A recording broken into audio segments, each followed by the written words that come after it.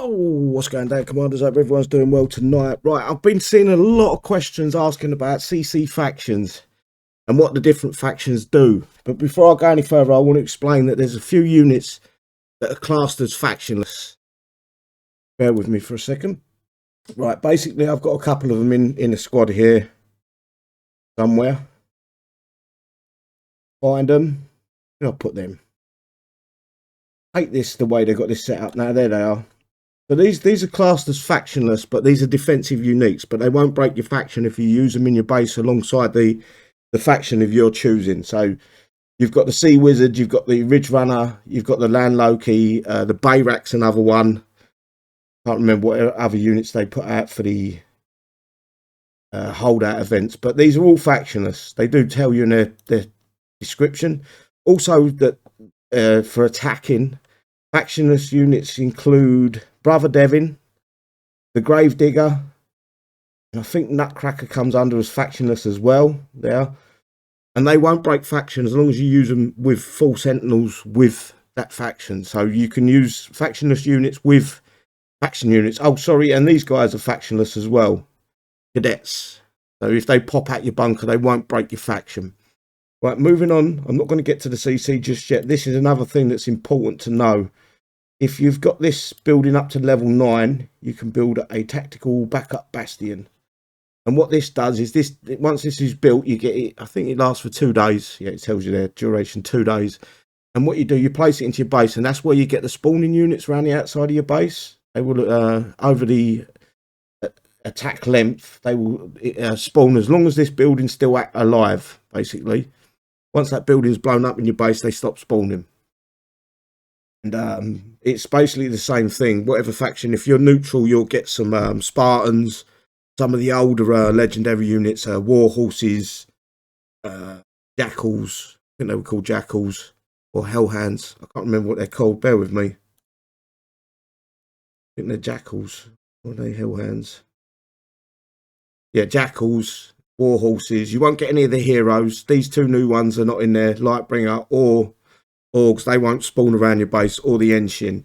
But it's the same with the factions as well. So if you go to, for instance, Survivor faction, you get Survivor units spawning around the outside of your base. Corpus is Corpus, and Sentinels is Sentinels. Basically, get into these. This faction was a good faction a few months back when the Spartans were pretty new into the game.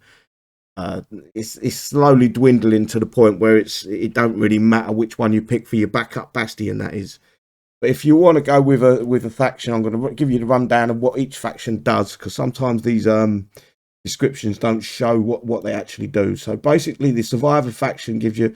It used to say here, receive a Warlust loyalty, which used to be a 10% damage given and 10% damage reduction.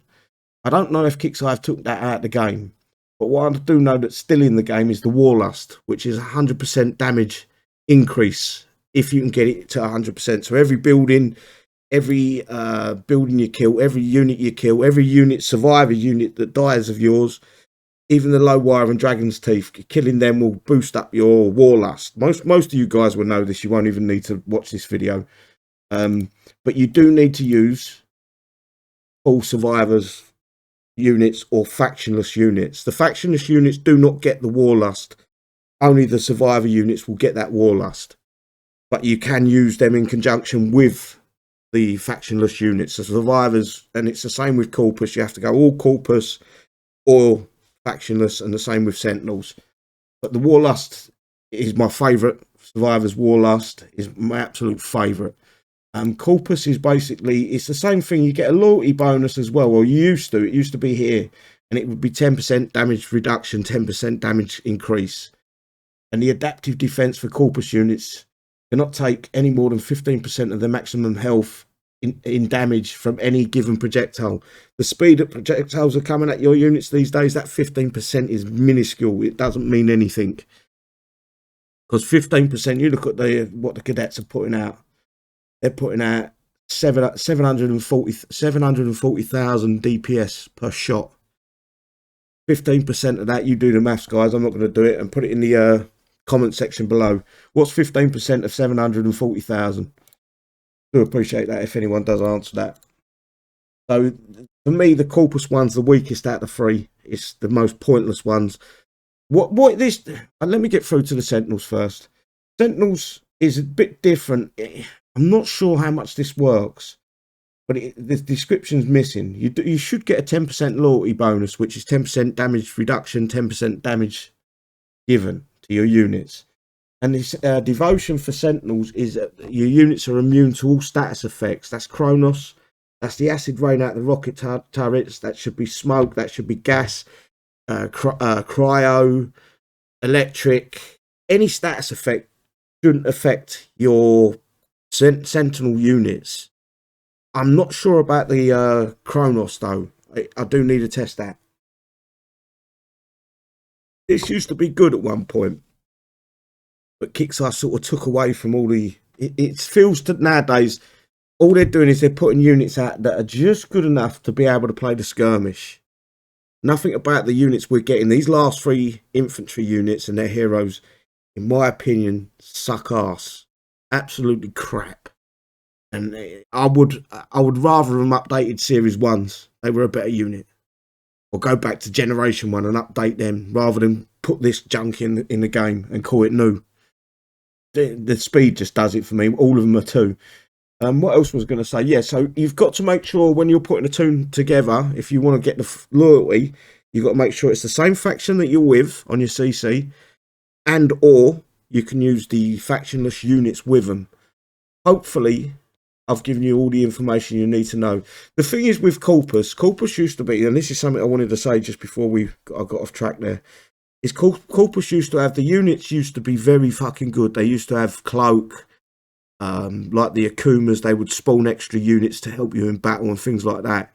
Kixeye have sort of gone away from that sort of ideology to the point where Corpus units are just basic, generic, and the actual faction defense, what is it called? Adaptive defense is meaningless. Both these two, in my opinion, all three of them, even the neutral, they need just looking at and reassessing with the game team and maybe come up with some new ideas to give each one of these a little bit of a bonus on top. It's about time they did something with them, to be fair.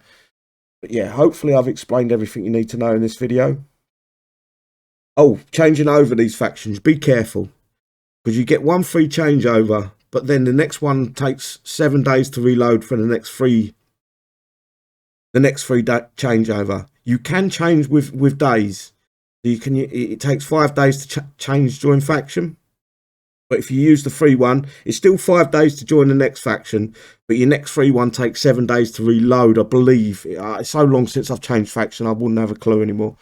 But yeah, that's something you need to keep an eye on, especially if you're going to neutral outside events and then you're going to picking whatever one you want in the events. You need to realise that the timing needs to be right on point. But yeah, that's about all I think I've got to say. I don't think I can give you any more information, not off the top of my head.